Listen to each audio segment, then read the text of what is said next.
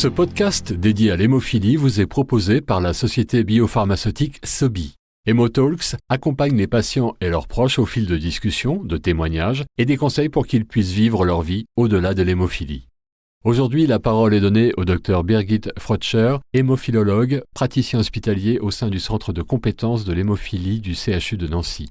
Le Dr Frötscher nous explique le lien entre santé articulaire et hémophilie et surtout comment prendre soin de ses articulations lorsque l'on est atteint d'hémophilie. Elle explique notamment que les saignements articulaires fréquents peuvent causer des dommages articulaires à long terme. Elle précise toutefois que, grâce à un suivi médical régulier, un traitement adapté et certaines précautions dans leur vie quotidienne, les patients hémophiles peuvent contribuer à protéger leur santé articulaire. Bonjour Dr Frötscher, merci d'être avec nous aujourd'hui. Bonjour à tous. Lorsque l'on parle d'hémophilie, on y associe souvent la notion de santé articulaire. Mais que signifie réellement ce terme ? Selon vous, quelle est l'importance d'une bonne santé articulaire et en quoi est-elle déterminante, notamment à long terme, pour les patients ? D'abord, il faudrait préciser pour ceux qui ne connaissent pas bien la maladie, il s'agit d'une maladie génétique rare qui est caractérisée par un déficit en facteur 8 ou 9 de coagulation. En France, on peut compter à peu près 9000 patients qui sont atteints d'une hémophilie et on peut distinguer 3 sévérités, l'hémophilie A ou B sévère, modérée et mineure. Et moins un patient a de facteurs de coagulation, plus il y a un risque de saignement. Les patients hémophiles présentent donc des saignements fréquents qui surviennent surtout dans les articulations et ce qu'on appelle les hémarthroses. Et les hémarthroses surviennent surtout dans les grandes articulations, dans les coudes, les genoux, les chevilles, parfois également dans la hanche ou dans les épaules. Et elles provoquent des douleurs articulaires très importantes chez les patients et également des dommages de l'articulation si les patients ne peuvent pas bénéficier d'un traitement qui est adapté.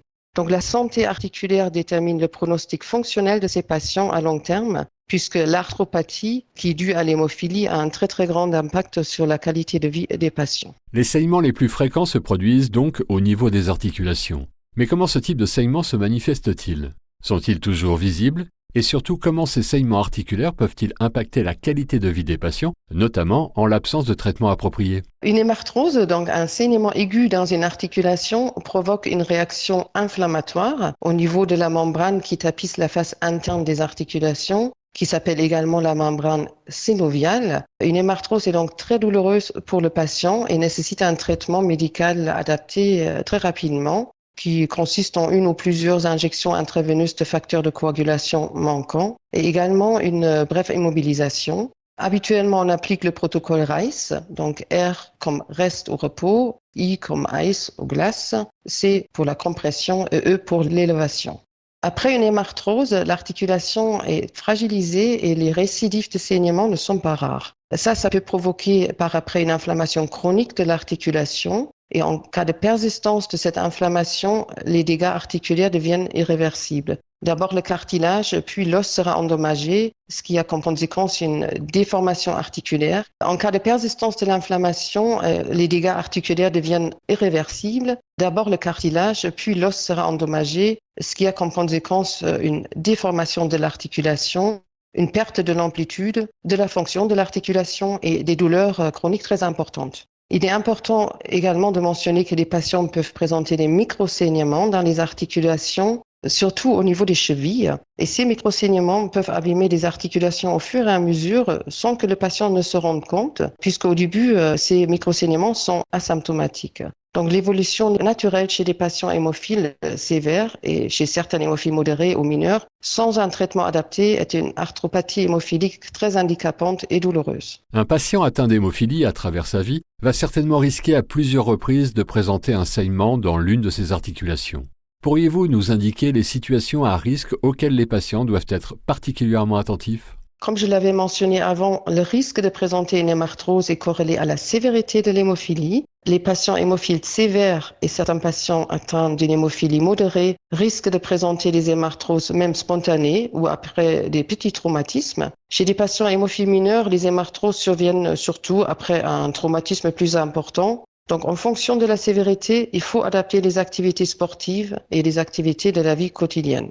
Il est également important de savoir qu'une hémarthrose ne se voit pas. L'articulation ne devient pas bleue comme quand on a un hématome, car le saignement survient dans la capsule articulaire.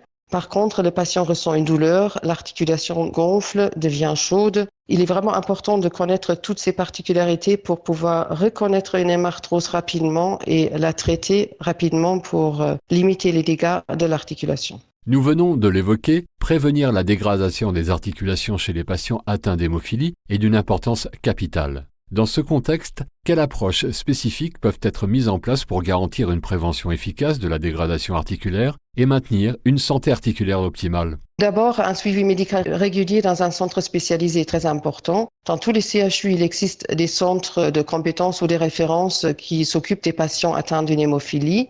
Le traitement recommandé chez les patients hémophiles sévères et certains hémophiles modérés est un traitement prophylactique, c'est-à-dire un traitement préventif des injections systématiques par voie intraveineuse ou sous-cutanée. Et ce traitement a pour but d'éviter les saignements spontanés, notamment les hémarthroses, afin de préserver les articulations.